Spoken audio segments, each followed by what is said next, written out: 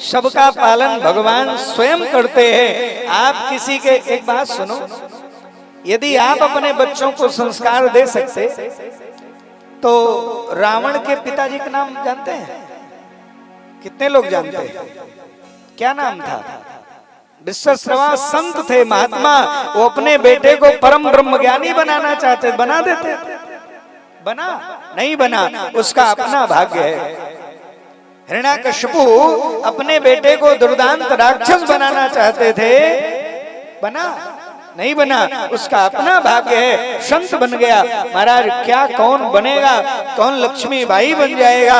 कौन राणा प्रताप बन जाएगा? कौन वीर शिवाजी बन जाएगा? कौन आज जगतगुरु शंकराचार्य बन जाएगा? ये कोई पता नहीं है। इसलिए आप अपने इस भ्रम में न रहिए कि हम खिला रहे हैं, हम व्यवस्था कर रहे हैं। अरे महाराज, तुलसी बिरवा बाग में सींचत में कुम्हिलाए, तो राम भरोसे जे रहे पर्वत पे। नहीं, कौन सींचने जाता है वहां? वहां भी आनंद पूर्वक सब चल रहे। बोलिए भक्त वत्सल भगवान की। महाराज भगवान इतने नहीं करते, भगवान अपने बच्चों के साथ घूमने भी जाते हैं। इतनी जनसंख्या के बाद भी कोई एक फोटो भगवान का दिखाइए जिसमें भगवान रोते नजर आ रहे हो। है भगवान का मुखमंडल मलिन हो, भगवान हमेशा प्रसन्न चित्त दिखते हैं। भगवान अपने बच्चों के साथ एक बार घूमने गए तो जंगल में घूम रहे थे। तब तक देखा तो मध्याह्न हुआ तो बच्चों को प्यास लगी तो बच्चे कुआं ढूंढने लगे। कुआं ढूंढते ढूंढते पहुंचे तो देखा तो महाराज कुएं में पानी तो नहीं था, उसमें कृकलास पड़ा था। कृकलास समझ रहे? गिरगिट पड़ा हुआ था। गिरगिट देखा तो बुलाया, पिताजी अरे निकाल दीजिए भाई, हम लोग प्रयास किए नहीं निकला। भगवान पहुंचे और बाएं हाथ से स्पर्श किया। वो जो कृकलास था, वो गिरगिट था, वो दिव्य स्वरूप में परिणित होकर के आ गया। कौन है? भगवान जान रहे हैं कौन है। भगवान सामने खड़े हैं और अपने बच्चों को सिखाने के लिए पूछ रहे हैं।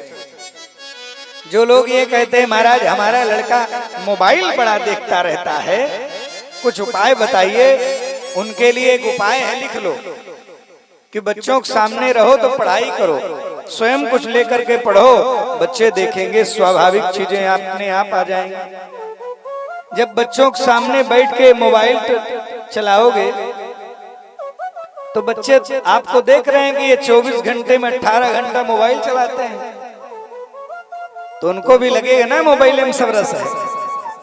इसलिए सावधान। जो लोग ये कहते हैं महाराज हमारा बच्चा किसी को प्रणाम नहीं करता, उनके लिए सुविधा है कि कोई अतिथि आवे, पिता आवे, माता आवे, उनको प्रणाम करना शुरू कर दीजिए।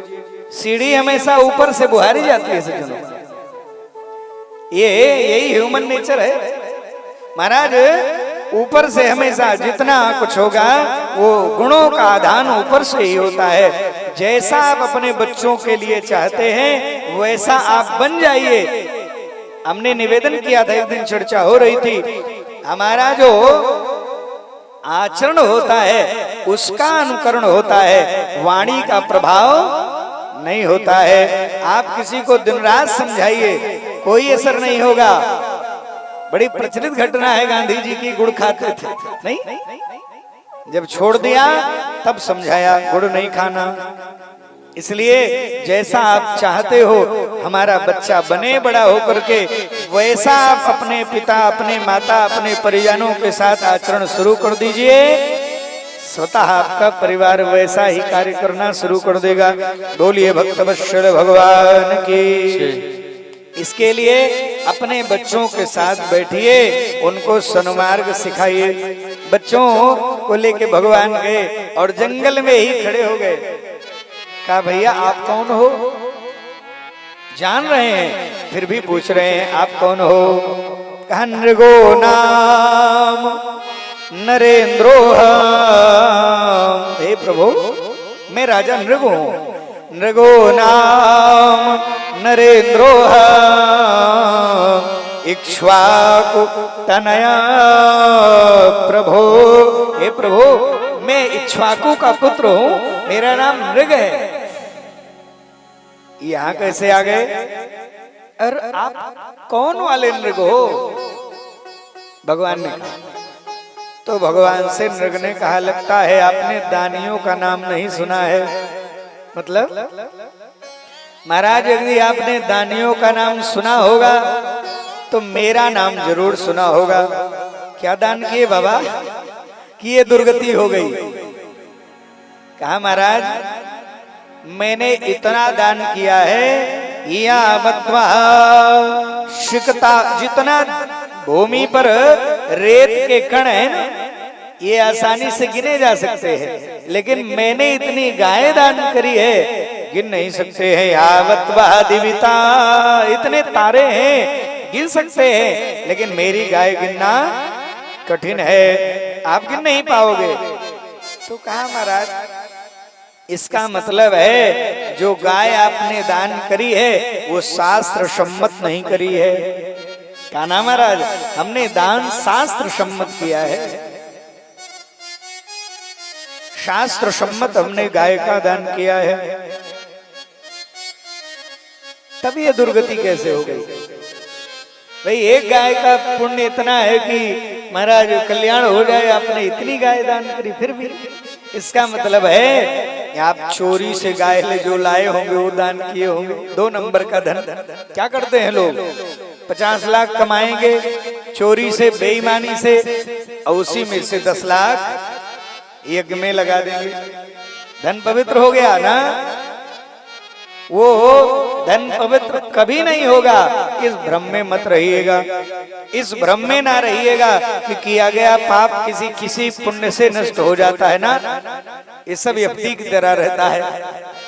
जब भी वो, जैसे आपने देखा होगा गेहूं में तो होता है बथुआ, धान में उसका बीज नष्ट नहीं होता है, वो समय पर ऐसे ही पुण्य और पाप समय पर उद्भासित हो जाते हैं। और इतने नहीं, पूर्व पुरुषों के जो गुण हैं वो नष्ट नहीं होते। प्रारब्ध के वशीभूत पाप तो उनको भोग करना पड़ेगा, लेकिन जो पुण्य कर्म है वो उनके बच्चों को भी काम आते हैं। अगर कोई बच्चा श्रेष्ठ जगह पहुंच गया है तो ये ना समझे कि हमारा ही पुण्य, ना, उनके पूर्व पुरुषों का भी ये पुण्य है कि जो उनको ये स्थान प्राप्त हुआ है। इसलिए महाराज भगवान ने जब कहा तो कहा महाराज हमने दान सात्विक दान किया है। किसको किया? कहा कि विप्रेभ्यः शमलं कृतः, हमने गाय दी और ब्राह्मणों को दिया है, और ब्राह्मणों में भी श्रेष्ठ ब्राह्मणों को दिया है। और इतना नहीं, बड़ी सजा धजा करके स्वर्ण श्रृंग के साथ, चांदी के रूप के खुर के साथ महाराज ऐसी दान करी हमने गाय।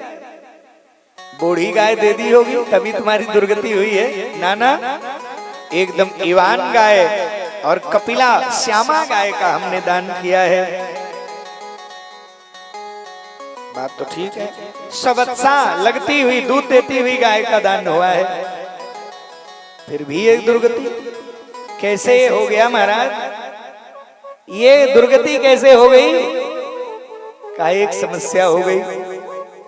हमने गाय दान करी, और गाय, यहाँ दोनों बातें प्रशस्त हैं। संतों ने लिखा है एक अयाची ब्राह्मण जो दान नहीं लेने वाले, अयाची समझ रहे हैं? एक बात जान लीजिए, ब्राह्मण की जो कैटेगरी लिखी गई शास्त्र में, वो प्रथम श्रेणी का ब्राह्मण वो है जो आज भोजन कर लिया, कल की व्यवस्था नहीं है।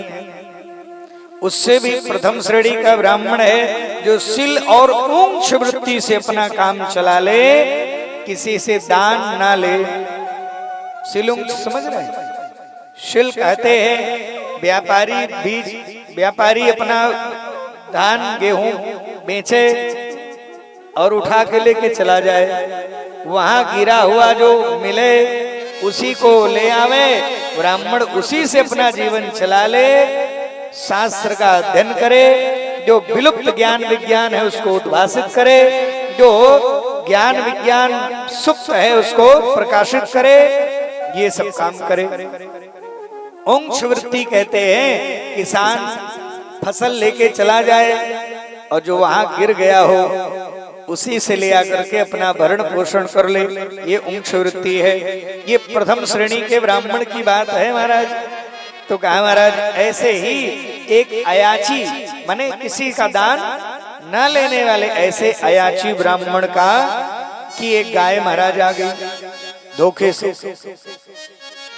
और आ गई दान माने गाय हमारे गौशाला, और हमारे स्वभाव के अनुसार सुबह हुई हमने गाय का दान कर दिया, वही गाय का।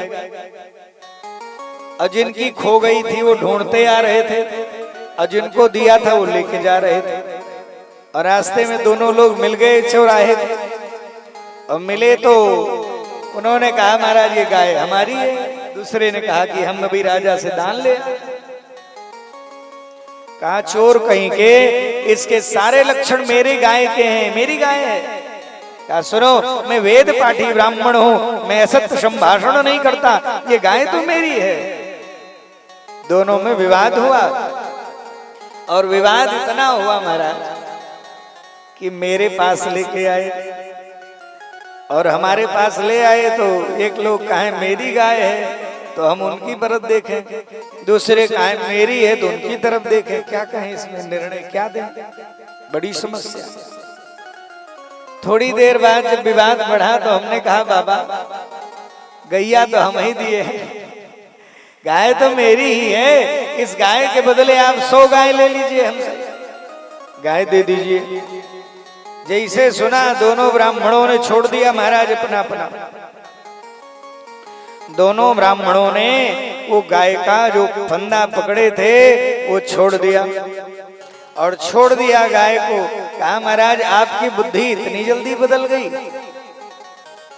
भाई दान का संकल्प हो गया फिर भी आपकी मति में वो गाय आपकी है। जब आपने संकल्प करके दे दिया तो फिर भी यदि उस गाय के आप मालिक बने हैं तो आप तो पाप कर्म कर रहे हो, इसलिए आप गिरगिट की तरह बदल गए। छोड़ दो और जाओ महाराज तुम गिरगिट हो जाओ, श्राप दो। और जैसे श्राप हुआ मन कहा कि तो बड़ा गड़बड़ हो गया। मंत्रियों ने कहा कुछ नहीं ब्राह्मण है बाद में खुश हो जाए। कहा ठीक बात तो टली गई।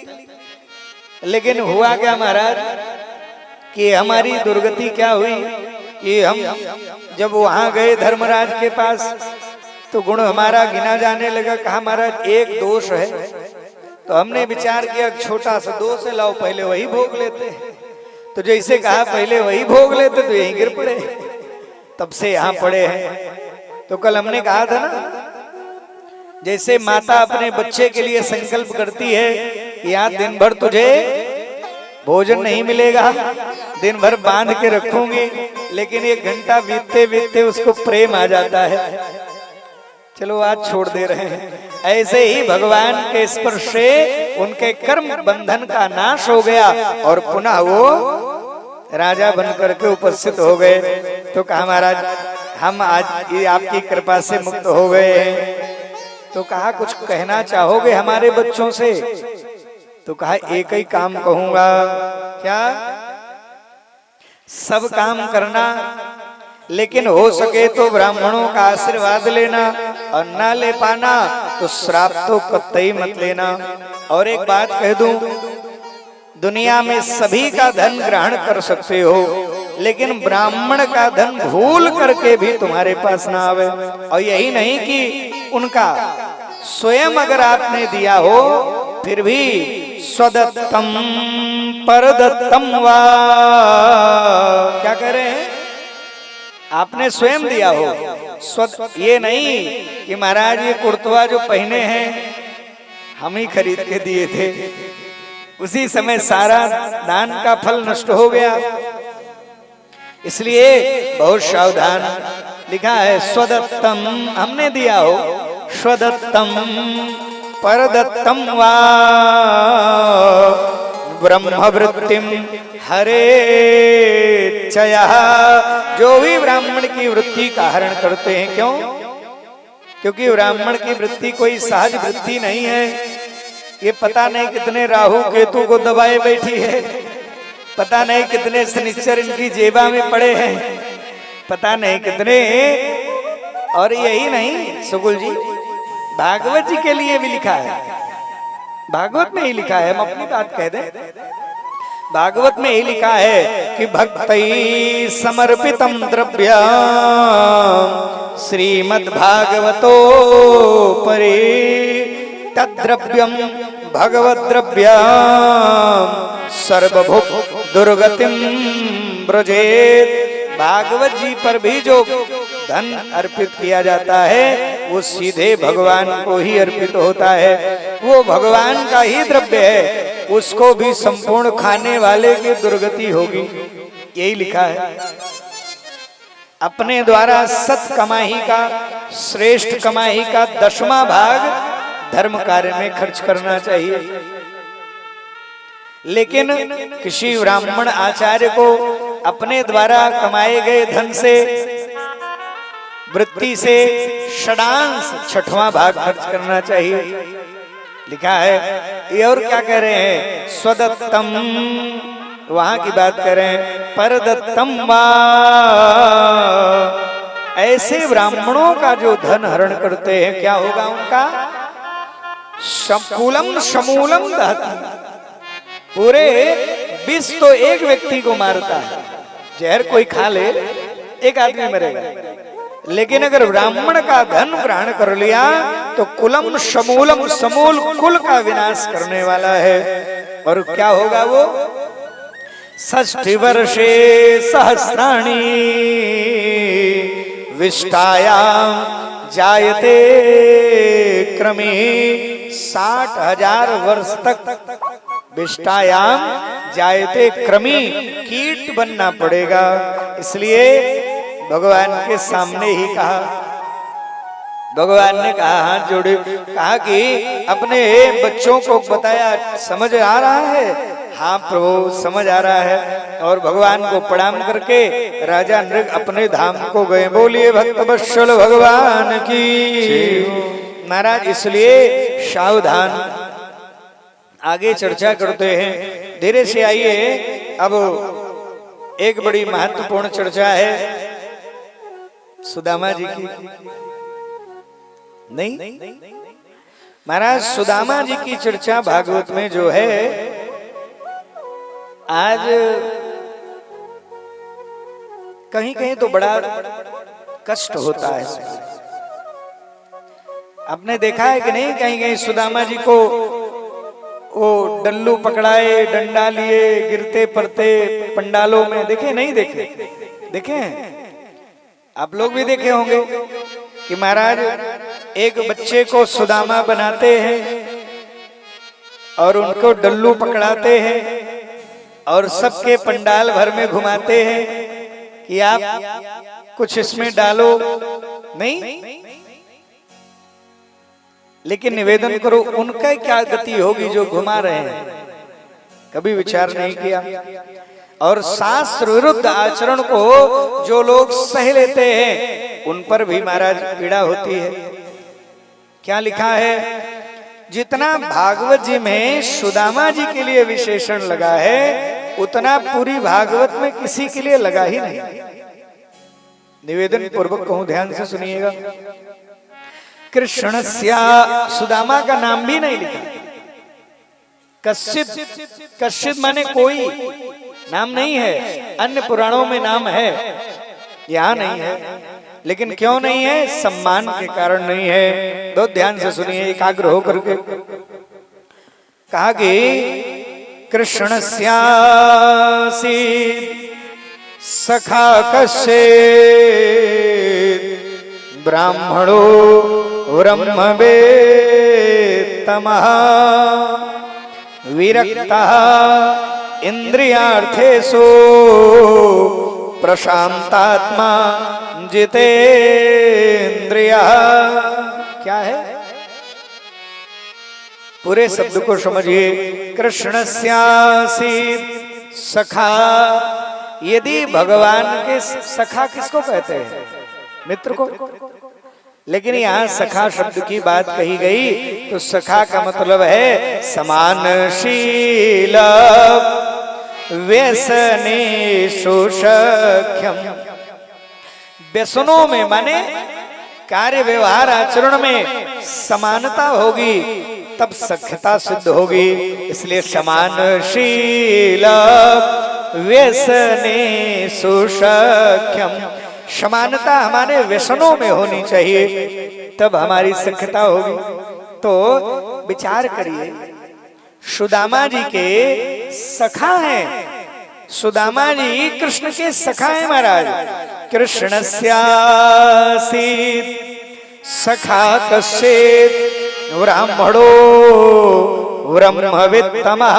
ब्रह्मवित्तमः, ब्रह्म ही जिनका वित्त है, मानो ब्रह्मविद वरिष्ठ है, केवल ब्राह्मण नहीं है।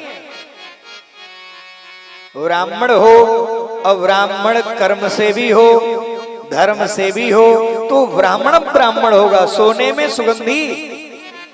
ब्राह्मण है क्षत्रियोचित कर्म पुलिस दरोगा बन गया, ब्राह्मण है प्रशासनिक सेवा कर रहा है, ब्राह्मण है फौज में कर रहा है तो क्षत्रिय ब्राह्मण हो गया। क्या दुकान करने लगा तो वैश्य ब्राह्मण हो गया, विशेषण बदल जाएगा। एक बात जानिए, जन्म से विशेष से होता है और कर्म से विशेषण होता है। विशेषण कर्म से आते हैं, विशेषण माने योग्यता जब सिद्ध किया तो विशेषण। तो महाराज विशेषण कर्म से होता है और विशेष जन्म से होता है। जन्म नहीं बदलता, कर्म बदलने से विशेषण बदल जाते हैं। कहते नहीं कहीं कहीं ब्राह्मण है, बड़ी दुकान चल रही है तो जो नहीं जानते वो सेठ ही कहते हैं, नहीं कहते। इसलिए सावधान। तो महाराज इनका विशेषण क्या है कि ब्रह्मवेत्तमः और ब्रह्मविद वरिष्ठ हैं। लेकिन एक बात और सुनिए, क्या और विशेषण है? अगला विशेषण और अब विशेष है, विरक्ता। विरक्त है महाराज। पूरी भागवत में शुक्ल जी बड़े बड़े महात्माओं की कथा है, लेकिन किसी के लिए विरक्त शब्द का प्रयोग नहीं है। सुदामा जी के लिए लिखा है परम गृहस्थ हैं, लेकिन लिखा क्या है? विरक्ता। बाहर से नहीं, लाल पीला काला सफेद नहीं पहनते। इंद्रियार्थेषु, इंद्रियों से विरक्त हैं। विरक्ता इंद्रियार्थेषु, फिर भी प्रशांतात्मा जितेंद्रिया, इंद्रियों पर विजय है। जितेंद्रिय हैं सुदामा जी, ऐसे दिव्य हैं। तो महाराज जो लोग कह लेते हैं दरिद्र है, उनसे कभी पूछिए कि यदि ब्रह्मवित्तमः, ब्रह्म ही जिनका वित्त है, उनको भी दरिद्र कहा जा सकता है क्या? निवेदन करो, ध्यान से समझिएगा। महाराज सुदामा जी के यहाँ लेकिन एक बात कह दूं, क्या स्वभाव है इनका। महाराज पढ़ाते हैं लेकिन दक्षिणा नहीं लेते, जो मिल गया खा लिए, नहीं मिला नहीं खाए। और नियम क्या है? एक दिन में 6 माने केवल 5 घर जाते हैं, और 5 घरों में जाके ये नहीं कहते हमें कुछ दे दीजिए ना। 5 घर जाते हैं, जाके कुछ मांगते नहीं हैं, और गए कुछ मिला ले लिया, नहीं मिला तो आगे बढ़े। लिखा है सगोदो कितनी देर रुकते हैं? जितनी देर में गाय दुही जाए।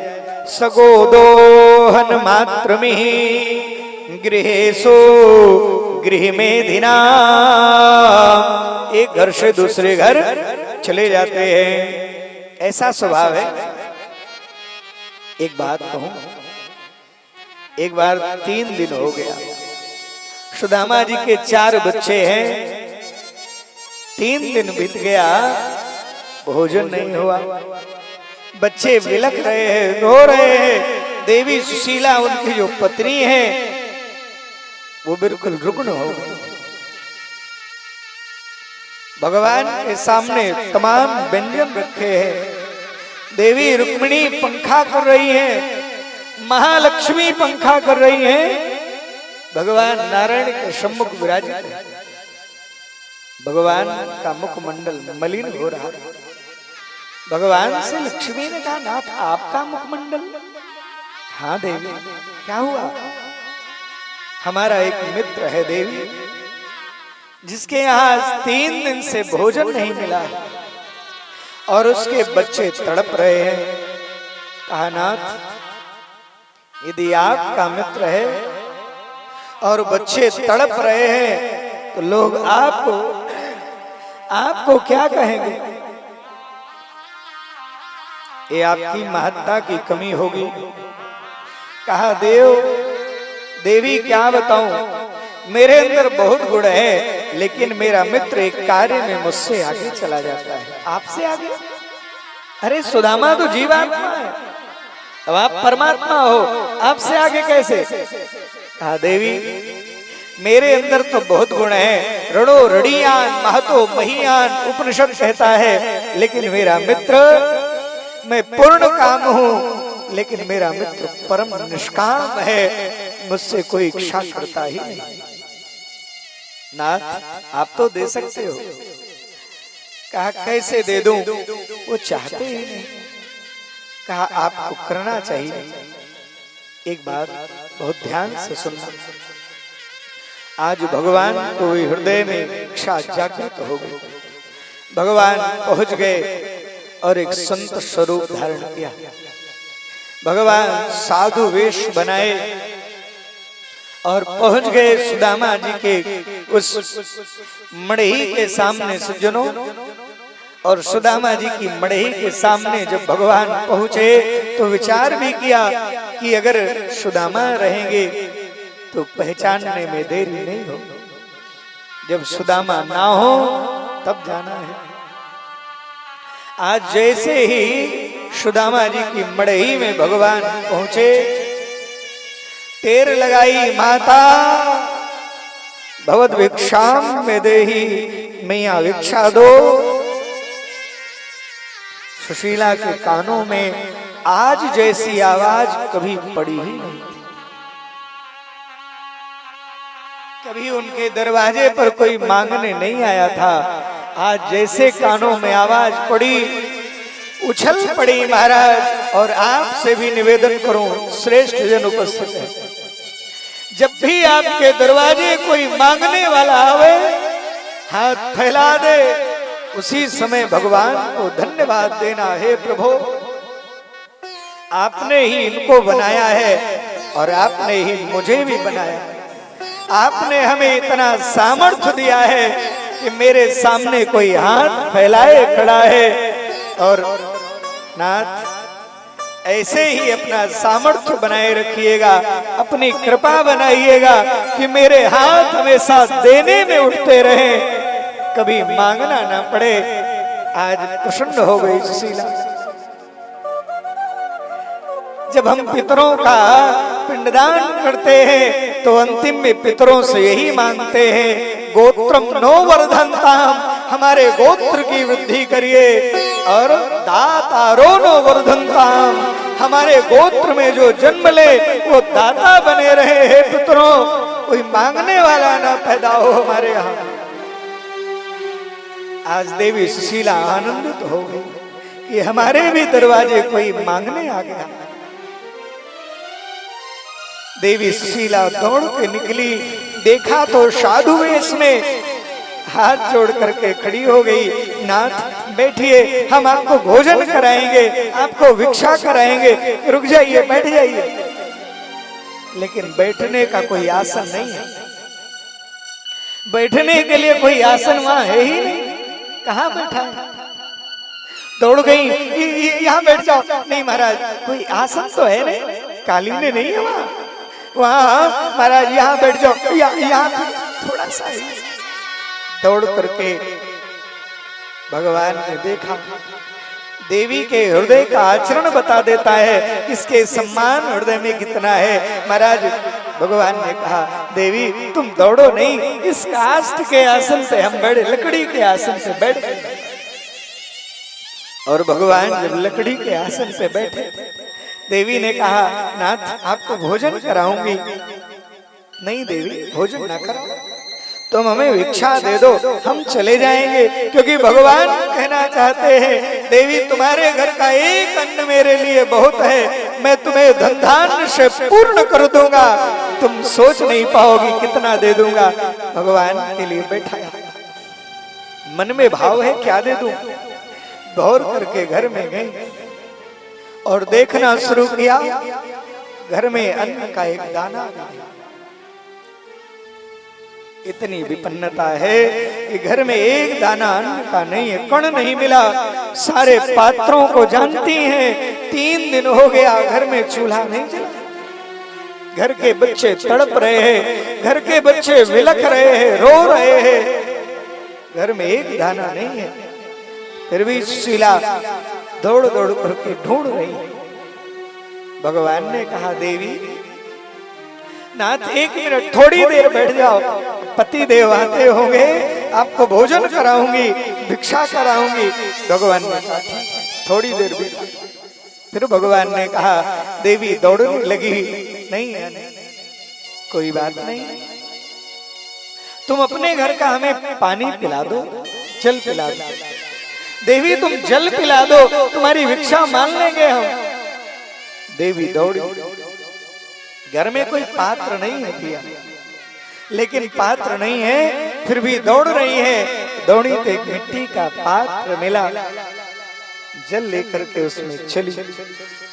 और जल लेकर के जैसे चली, 3-4 दिनों से अन्न नहीं मिला है। महाराज गिर पड़ी, और जो गिर पड़ी तो पात्र टूट गया। देवी सुशीला कहती है लगता है मेरे हाथ का जल भी भगवान स्वीकार नहीं करना चाहते हैं। भगवान से साधु से कहा नाथ पति को आने दीजिए, आपको भिक्षा जरूर कराऊंगी। भगवान ने कहा रहने दे देवी, तुम एक काम कर दो, क्या यहाँ आओ, तुम हमें जल नहीं पिला सकी, भोजन नहीं करा सकी, अन्न नहीं दे सकी, कोई बात नहीं है, तुम मुझे एक वचन दे दो। क्या?